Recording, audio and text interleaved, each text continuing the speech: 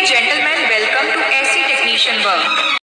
इससे पहले जो लोग नए हैं इस चैनल को सब्सक्राइब जरूर कर लीजिएगा ताकि इस तरह की इंपॉर्टेंट वीडियोस आप लोगों को मिलती रहे फ्रॉम टाइम टू टाइम। और अगर वीडियो पसंद आए तो इसको एक छोटा सा लाइक भी कर दीजिए। Welcome my YouTube channel HVAC Amjad. बड़ा यूजफुल वीडियो है स्पेशली नए एसी टेक्नीशियन के लिए। कुछ कमेंट्स इस तरह का आया था सवाल कि लो वाटर फ्लो का अलार्म आ रहा है चिलर पे, एयर कूल्ड चिलर है, तो लो वाटर फ्लो का अलार्म आने का क्या रीज़न हो सकता है, क्यों इस तरह का अलार्म दिखाता है, और अगर दिखा रहा है आपके इंटरफेस बोर्ड में चिलर के डिस्प्ले पे, तो एक टेक्नीशियन को किन किन चीज़ों को चेक करना चाहिए।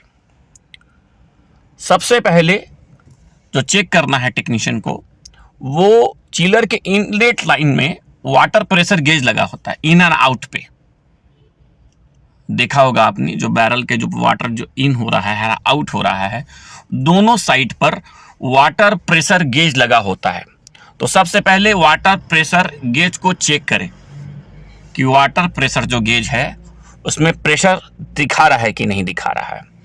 पहली बात ये, अगर प्रेशर नहीं दिखा रहा है तो सिस्टम में आपका पानी नहीं है, या पानी का प्रेशर दिखा रहा है तो बहुत लो है, तो फिर आपको वो चेक करना पड़ेगा कि जो चीज़ों को वो चेक करना पड़ेगा। जैसे कि मेकअप पंप है तो मेकअप पंप सही से काम कर रहा है कि नहीं कर रहा है। पानी जब कम हो जाता है तो एक मेकअप पंप दिया रहता है जो पंप में जो सिस्टम में पानी को फिल करता है। जब पानी का प्रेशर कम हो जाएगा तो ऑटोमेटिकली उसको पानी को फिल किया जाता है। लेकिन कुछ साइड पे अवेलेबल नहीं होता है, मौजूद नहीं होता है, तो टेक्नीशियन जो है वो मैन्युअली उसको फिल करते हैं। तो वो देखना होगा कि पानी का प्रेशर अगर कम हुआ है तो किस वजह से हुआ। पानी का प्रेशर कम होने का मतलब ये है कि या तो मेकअप पंप सही से काम नहीं कर रहा है, तो सबसे पहले उस तरफ जाए, मेकअप पंप की तरफ, बाद में पंप की तरफ जाए कि पंप चल रहा है कि नहीं चल रहा है। इस तरह का भी कभी कभी प्रॉब्लम आता है, कम आता है इस तरह का प्रॉब्लम, लेकिन आता है।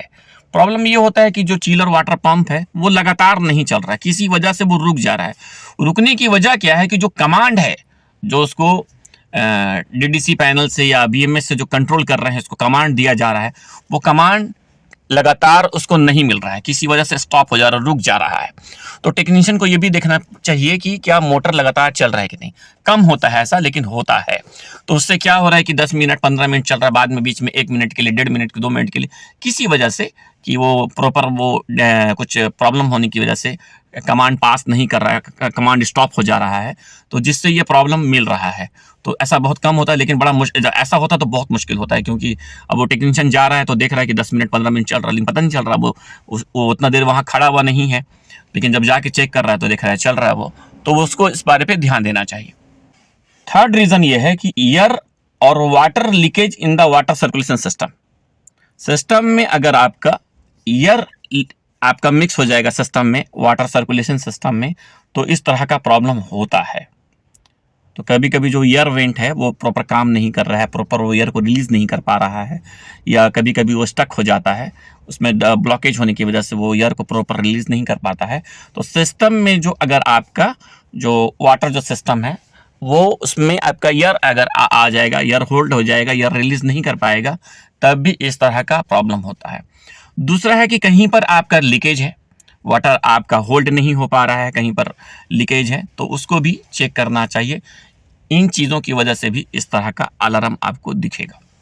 नंबर 4 पे है, अगर आपके डिस्प्ले में इंटरफेस बोर्ड पे अगर नो वाटर सर्कुलेशन का जो अगर अलार्म दिखा रहा है, तो अगर इन सब चीज़ों के ओके होने के बाद भी अगर दिखा रहा है, तो आपको चेक करना चाहिए कि जो वाटर इनलेट लाइन में जो स्टेनर है, वाटर स्टेनर, वो ब्लॉक तो नहीं है। वो ब्लॉक होने पर भी आपको इस तरह का प्रॉब्लम मिलेगा, और यानी कि ब्लॉकेज है, वाटर सही से सर्कुलेट नहीं कर पा रहा।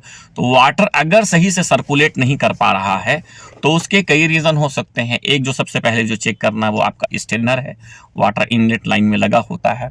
सेकेंड, वाटर सही से सर्कुलेट नहीं कर रहा है, उसके एक रीज़न हो सकता है कि वाल्व जो है, जो गेटवे वाल्व है, वो फुली ओपन नहीं है, उसको भी ध्यान देना चाहिए। इसी से जुड़ा थर्ड पे जो वाटर सर्कुलेट नहीं करने का एक और रीज़न होता है, जो एक्चुएटर है वो भी आपका काम सही से नहीं कर रहा है। तो उसके काम नहीं करने के बहुत सारे रीजन हो सकते हैं। एक जो है, अक्सर जो एक्चुएटर जो होता है वो कंट्रोल होता है थ्रू बीएमएस के थ्रू। तो बीएमएस से अगर उसको कमांड नहीं मिलेगा, बीएमएस से कमांड नहीं पहुंचेगा, तो इस तरह का प्रॉब्लम होगा। तो उसे भी चेक करना चाहिए कि वो फुली ओपन है कि नहीं। इजीली मालूम चल जाता है, एक्चुएटर के ऊपर उसने लिखा भी रहता है इजीली क्लोज और ओपन करके। तो वो देखना होगा कि वो ओपन है कि नहीं है। और तो वो अगर ओपन नहीं है तो उसको कमांड जो कंट्रोल किया जाता है उसको हमेशा अक्सर वो डीडीसी या बीएमएस के थ्रू उसको कंट्रोल किया जाता है। तो उसको यानी कि आपको कमांड नहीं मिल रहा है। इफ इन केस अगर उसको कमांड नहीं मिल रहा है, कमांड नहीं पहुंच पा रहा है बीएमएस से, तो उसको ऑप्शन होता है उसमें मैन्युअली भी आप उसको ओपन करके अपना प्रॉब्लम को सॉल्व कर सकते हैं। नंबर 5, मान लीजिए सब ओके है, आपने पंप चेक कर लिया, सिस्टम में एयर भी नहीं है, वाटर लीकेज भी नहीं है, मेकअप पंप भी सही से काम कर रहा है, सब कुछ ओके है। उसके बावजूद भी अगर ये अलार्म आ रहा है तो 2 चीज़ों को और आपको चेक करना है। उसमें से एक है वाटर फ्लो स्विच।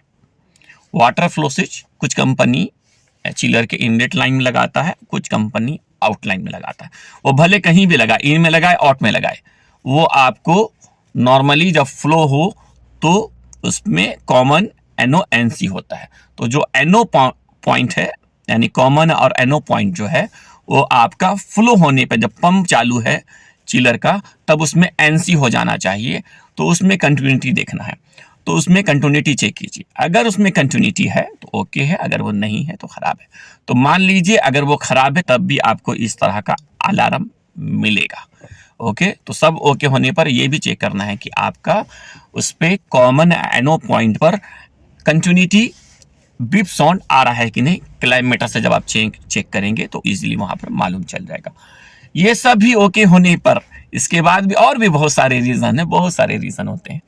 तो ये मैं बता देता हूँ।